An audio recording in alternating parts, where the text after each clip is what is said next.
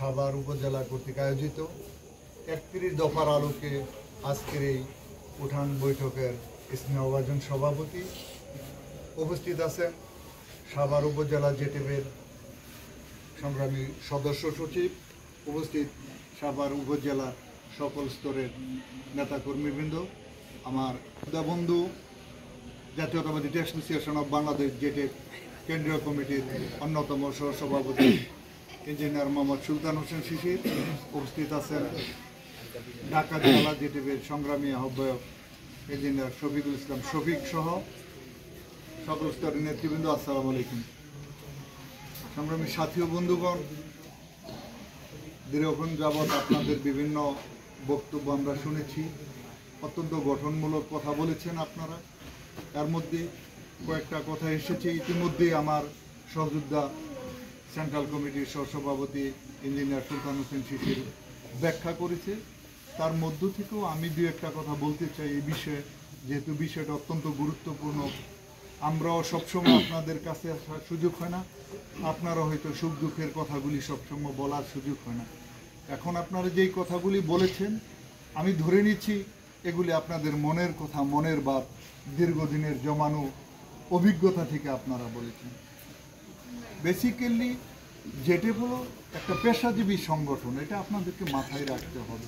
যেমন একটা স্কুলে ছাত্রছাত্রী থাকে কয়েক শত, কিন্তু টিচার থাকে কয়েকজন। ওই কয়েকজন টিচার কয়েক শত ছাত্রছাত্রীকে কিন্তু মেনটেন করে। সেম ঘটনা বাংলাদেশে শুধু নয়, সারা পৃথিবীতেই ডাক্তার ইঞ্জিনিয়ার হলো সমাজের মাথা। ঘরে ঘরে ইঞ্জিনিয়ার নেই, ঘরে ঘরে ডাক্তার নেই, কিন্তু আমরা যখন অসুস্থ হই তখন কিন্তু আমরা ডাক্তারের চিকিৎসা নেই। কেউ কিন্তু চিকিৎসা থেকে বঞ্চিত হই না, কোথাও না কোথাও থেকে কিন্তু ডাক্তার আসে। তার অর্থ আপনার ছেলে, আমার ভাই ডাক্তার না হলেও এই সমাজে ডাক্তার আছে, তাই না? সেজন্য আপনারা যদি মনে করেন ছাত্রদল, যুবদলের মতো বা অন্য অন্য আমাদের বাতৃপ্রতিম সংগঠনের মতো ঘরে ঘরে টেক্সটাইল ইঞ্জিনিয়ার হবে, সেটা সম্ভব না।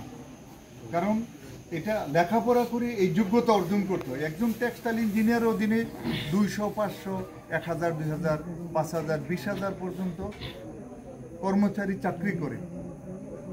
একজন টেক্সটাইল ইঞ্জিনিয়ারের অধীনে একজন ডাক্তার শত শত হাজার হাজার রোগীর চিকিৎসা দেয়। তার অর্থ হলো ঘরে ঘরে ডাক্তার হওয়া যায় না। যার ফলশ্রুতিতে আপনি যদি আশা করেন যে ঘরে ঘরে আপনার ডাক্তার হবে এবং ছাত্রদল, যুবদলের মতো ঘরে ঘরে কর্মী হবে, সেটা সম্ভব না কোনো পেশাজীবী সংগঠনে। কিন্তু এই পেশাটাকে, এই পেশার সুফলটাকে আপনি ঘরে ঘরে পৌঁছায় দিতে পারেন। আমাদের বাংলাদেশে 20 থেকে 25,000 টেক্সটাইল ইঞ্জিনিয়ার আছে। তারা প্রত্যক্ষ এবং পরোক্ষভাবে প্রায় 5 কোটি লোকের খাদ্যের যোগান দিচ্ছে, বিভিন্ন সুবিধা অসুবিধা অর্থাৎ অর্থনৈতিক সুবিধাটা তাদের দোরগোড়ায় পৌঁছে দিচ্ছে। 20 থেকে 30,000 টেক্সটাইল ইঞ্জিনিয়ার 5 কোটি মানুষের খাদ্য কর্মসংস্থানের ব্যবস্থা করে দিচ্ছে। এবং আপনারা জেনে খুশি হবেন যে আমাদের টেক্সটাইল ইঞ্জিনিয়ারের শ্রম এবং ঘামের কারণে এদেশের বৈদেশিক মুদ্রার প্রায় 85% আমরা টেক্সটাইল ইঞ্জিনিয়ারের সাপ্লাই দিতেছি। সেদিক থেকে আমরা গর্বিত যে আমরা এদেশের অর্থনীতির মূল চালিকা শক্তি।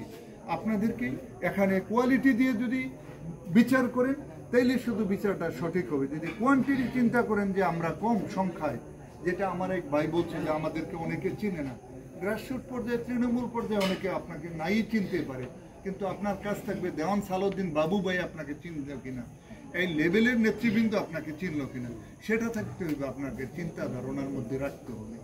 আমরা যে কদিন যাবৎ এই সাভার উপজেলা কমিটি দিয়েছি, আপনারা যদি এখানে ফেস্টুন, ব্যানার, পোস্টার তৈরি করতেন তাহলে আপনাদেরকে আরও বেশি পরিমাণে চিনবেন। আমাদের সংগঠনের যারা আমরা কেন্দ্রীয় পর্যায়ে আছি, আমাদের মূল কাজ হলো আপনাদেরকে একটা পথ পদবি দেওয়া, দিক নির্দেশনা দেওয়া। আপনারা যদি সেই দিক নির্দেশনা পালন করে তাহলে আমাদের কিন্তু আলহামদুলিল্লাহ প্রায় 40টা জেলা কমিটি আছে, অসংখ্য থানা কমিটি আছে, ইভেন কোনো কোনো জায়গায় ইউনিয়ন কমিটিও আছে। এটা পেশাজীবী সংগঠনের জন্য একটা বিরাট গর্বের বিষয়, অহংকারের বিষয় আপনাদের এবং আমাদের।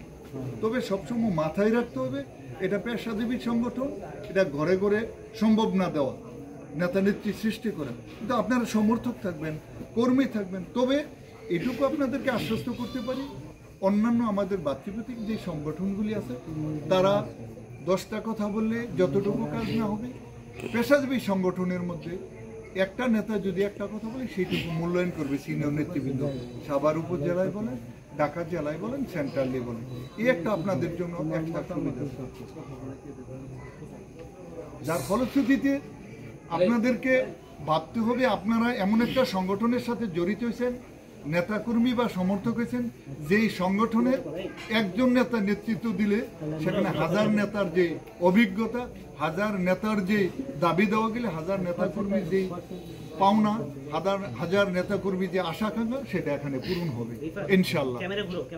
আমি আপনাদেরকে মূলত বলবো, এখন নির্বাচনমুখী হয়েছে দেশ। আমরা দীর্ঘ প্রায় 17 বছর বিএনপির ভারপ্রাপ্ত চেয়ারম্যান জনাব তারেক রহমানের নির্দেশে সারা বাংলাদেশে আন্দোলন সংগ্রাম ছড়িয়ে দিয়েছি। তারই একটা সফল পরিণতি হলো গত 24শে জুলাই আগস্টের গণঅভ্যুত্থান। আমরা যদি আমাদের প্রথম সফলতাকে ধারাবাহিকতার মধ্য দিয়ে নিয়ে যেতে পারি এবং আগামী নির্বাচন সুষ্ঠু সুন্দরভাবে করে জাতির সামনে একটি গণতান্ত্রিক রাষ্ট্র, গণতান্ত্রিক সংসদ উপহার দিতে পারি, তাহলে কিন্তু আমাদের এই শ্রম সার্থক হবে। এবং আমরা আমাদের প্রতি এই দেশের 18 কোটি জনগণ যে দাবি এবং আশা নিয়ে দীর্ঘদিন পর্যন্ত ধৈর্য ধারণ করে আমাদের এই আন্দোলনকে বিভিন্নভাবে সহযোগিতা করেছে এবং এই রাষ্ট্রকে স্থিতিশীল রাখার জন্য আমাদেরকে প্রত্যক্ষ পরোক্ষভাবে সহযোগিতা করেছে। যদি আমরা একটি গণতান্ত্রিক রাষ্ট্র উপহার দিতে পারি, তাইলেই কিন্তু তাদের যে আশা আকাঙ্ক্ষা ছিল এবং আমাদের যে শ্রম সাধনা, সেটা সার্থকতায় পরিণত হবে। সেজন্য এখন আমরা আর অন্য কোনো যুক্তিতর্কে যাব না। আমাদের মূল টার্গেট থাকবে আগামীতে বিএনপির ভারপ্রাপ্ত চেয়ারম্যান এবং বিএনপি মূল দল যাদেরকে দানের শীষ যাদের হাতে উঠিয়ে দিবে, আমরা তাদের পক্ষে কাজ করব, তাদেরকে বিজয়ী করে আনার জন্য সর্বাত্মক প্রচেষ্টা চালাবো। সেই লক্ষ্য নিয়ে আমাদেরকে একতাবদ্ধ থাকতে হবে। আপনারা যে টুকিটাকি সমস্যাগুলি বলছেন, পারিবারিক সমস্যা, ব্যক্তিগত সমস্যা, এই সমস্যাগুলি আসলে কোনোই সমস্যা থাকবে না যদি দেশের গণতান্ত্রিক পরিবেশ ফিরে আসে, যদি এদেশের প্রধানমন্ত্রী বিএনপির ভারপ্রাপ্ত চেয়ারম্যান জনাব তারেক রহমান থাকে। সুতরাং আমাদেরকে বৃহত্তর স্বার্থে, আমার ব্যক্তিগত স্বার্থের জন্য নয়, রাজনীতি মানে আমার ব্যবসা করা না, রাজনীতি মানে আমাকে অবৈধভাবে চলা না, রাজনীতি মানে হবে সমাজের উপকার করা। আর সমাজের উপকার আপনি তখনই করতে পারবেন যখন একটি গণতান্ত্রিক রাষ্ট্র প্রতিষ্ঠিত হবে, আপনার ভাবধারা, আপনার চিন্তা চেতনায় বাংলাদেশে জাতীয়তাবাদের রাষ্ট্র প্রতিষ্ঠিত হবে, সংসদ প্রতিষ্ঠিত হবে। তখন আপনারা যেই সমস্যাগুলি বলছেন, এই সমস্যাগুলি আসলে হবেই না। সুতরাং ব্যক্তি বিশেষের সমস্যাটাকে বড় করে না ধরে জাতীয় সমস্যাকে আপনি বড় করে সমাধান করেন, তাহলে আপনি সকল, যেমন আজকে বৃষ্টি হয়েছে, গরিব ধনী নির্বিশেষে, উঁচু নিচু নির্বিশেষে সকল জায়গায় কিন্তু পানি প্রবাহিত হয়েছে। আর যদি আপনি এক বোতল পানি এনে দিতেন, হয়তো একজনের তৃষ্ণা মৃত্যু। সুতরাং ছোট্ট চিন্তা করা যাবে না, বড় চিন্তা করে সংগঠনকে কিভাবে এগিয়ে নিয়ে যাওয়া যায়।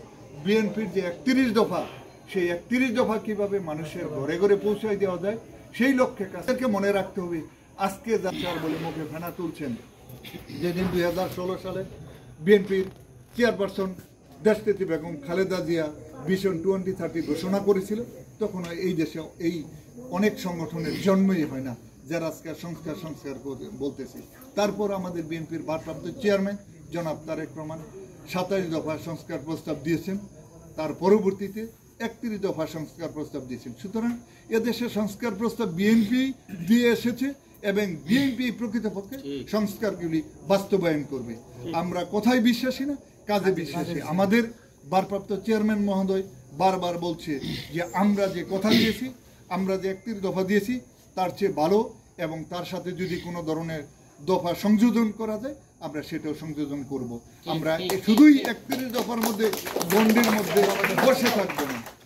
সুতরাং আমাদের যারা আজকে 31 দফার বাইরে গিয়েও বিভিন্ন দফা দাবি দিয়ে বিভিন্ন ধরনের প্রস্তাব করতেছেন, তারা গঠনমূলক প্রস্তাব নিয়ে আসেন।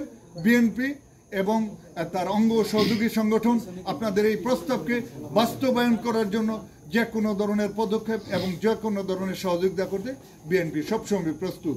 আপনারা জানেন বিএনপি কোনো উগ্রপন্থার দল নয়, বিএনপি একটা মধ্যমপন্থার দল, গঠনমূলক এবং জাতির স্বার্থে, এই দেশের সাথে যে কোনো প্রস্তাব, যে কোনো সংস্কার প্রস্তাব, যে কোনো ধরনের প্রস্তাব, যে কোনো ধরনের পদক্ষেপ যিনি বা যাহারা নিবে আমরা বিএনপি সেটা মেনে নিব। আমরা সেই প্রস্তাবকে বাস্তবায়ন করার জন্য সর্বোচ্চ প্রচেষ্টা চালাব। কিন্তু সংস্কার প্রস্তাবের নামে যদি এদেশে কেউ আবার অশান্তিকতা সৃষ্টি করে, এদেশের নির্বাচনকে বাধাগ্রস্ত করার চেষ্টা করে, তাহলে আমরা এই দেশের জনগণকে সাথে নিয়ে আপনাদেরকে সাথে নিয়ে সেটা প্রতিহত করব।